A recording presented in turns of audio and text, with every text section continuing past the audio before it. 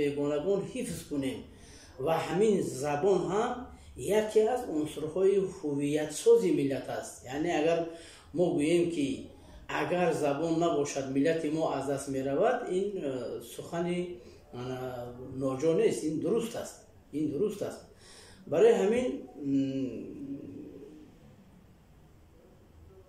ман фикр мекунам ки раҳбарони ҳукумати ҷумҳурии Тоҷикистон ва махсусан пешвои миллат дар ин мавзӯъ дар ҳар як тақрибан суханрониҳояшон сухан мегӯянд ва ман то ҷое ки ба ёд дорам,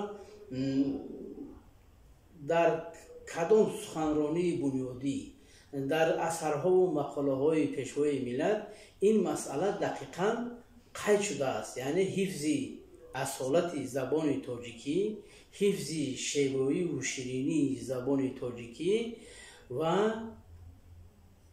таҳқиқи истилоҳоти асили забони тоҷикӣ ва истифода кардани онҳо дар истилоҳсозии забони тоҷикӣ.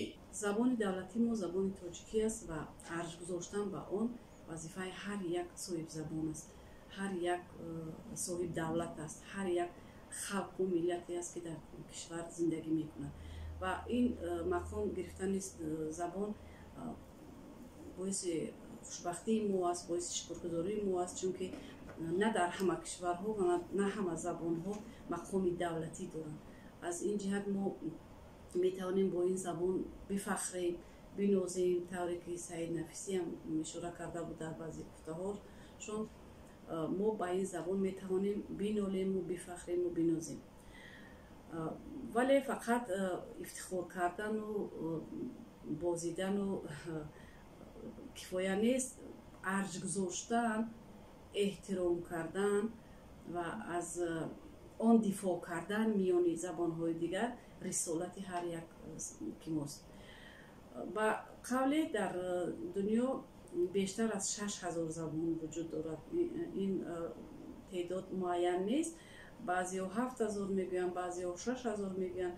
вале ва ин табиист ки вақте ки забонҳо зиёд бошанд, забоне ки иқтидори қавӣ надорад, қурбони забонҳои бузург мешавад.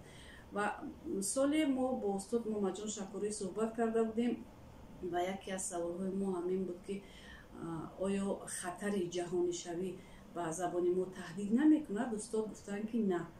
бо вуҷуди он ки хатарҳо бисёр буданд дар оғози асри 20 ва забони мо ба оддигӯиву тарҷумазадагӣ одат карда буд, забони моро ин хатар таҳдид кардан наметавонад, чунки он хеле пуриқтидор аст ва таърихи беш аз 1000 сола дорад.